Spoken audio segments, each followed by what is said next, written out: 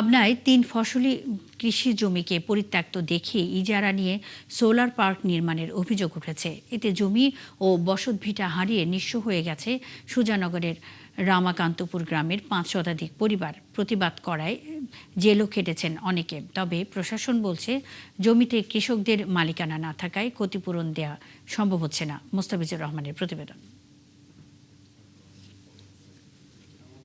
পদ্মা নদী তীরবর্তী বিশাল কৃষিপ্রধান অঞ্চল পাবনার সুজানগরের রামাকান্তপুর গ্রাম। সরকারি খাস খতিয়ান থেকে পরিত্যক্ত জমি দেখিয়ে বাংলাদেশ চায়না যৌথ মালিকানাধীন রিনিউয়েবল এনার্জি কোম্পানি এখানে স্থাপন করেছে সোলার পার্ক। এতে জমি ও বসতভিটা হারিয়ে নিঃস্ব হয়ে গেছে গ্রামের ৫ শতাধিক পরিবার। প্রতিবাদ করায় জেলও খেটেছেন অনেকে। এলাকার লোকজন বলছেন নিয়ম না মেনেই কৃষি জমিতে স্থাপন করা হয়েছে সোলার পার্কটি। ক্ষতিপূরণ এবং অধিগ্রহণের টাকা দেওয়ার আশ্বাস দিয়ে তাদের সাথে প্রতারণা করেছে একটি অসাধু চক্র। রেকর্ড করার জন্য কাগজপত্র চাইছিল, বিঘাপতি আমরা টাকাও দিয়েছিলাম।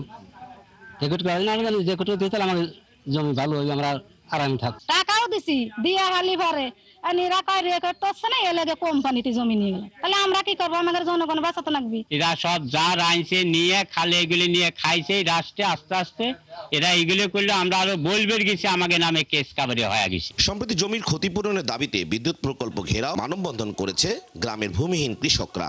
তাদের অভিযোগ বিগত সরকারের 2 জন প্রভাবশালী সংসদ সদস্যের সহায়তায় তাদের জমি থেকে উচ্ছেদ করা হয়েছে। আসিয়া কয় তোমাদের দাও, কাগজপাতি দাও, কিছু টাকা দাও, আমরা রেকর্ড করাবো। তখন রেকর্ডের জন্য আমার বাপ চাচারা কিছু কাগজও দিল। দেওয়ার পরে হাসে কয়েকদিন পরে কয় রেকর্ড হয়ে গেছে। একটা রেকর্ডের কাগজ নিয়ে এসে কয় কি এই কাগজটা কারো দেখাও না। আমার আব্বার কাছে আমি বলছি যে আব্বা কি কাগজটা আনলে দেখাও, কয় না এটা দেখান যাবি না। একদিন কয় যে দাও ভোটার আইডি কার্ড ফটোকপি দাও, কিছু ছবি নিয়ে। তারপরের দিন আসলাম, আসার পরে আমাদের এমনি একটা সই নিয়ে বিদায়কে দিল যে জমি কোম্পানির জায়গা, কোম্পানি আবার মাটি কাটতে জমি তোমাকে দেওয়া হবে না। এই ব্যাপারে কথা বলতে রাজি হয়নি রামাকান্তপুর 64 মেগাওয়াট সোলার পার্ক কর্তৃপক্ষ। তবে মুঠোফোনে এক কর্মকর্তা জানিয়েছেন নিয়ম মেনেই এখানে সোলার পার্ক স্থাপন করা হয়েছে।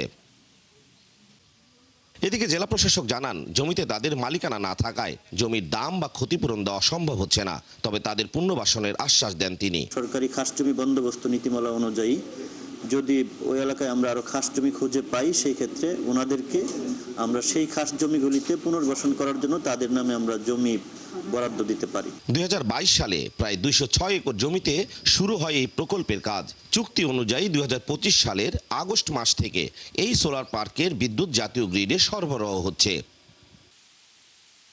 মুস্তাফিজুর রহমান, 71 পাবনা।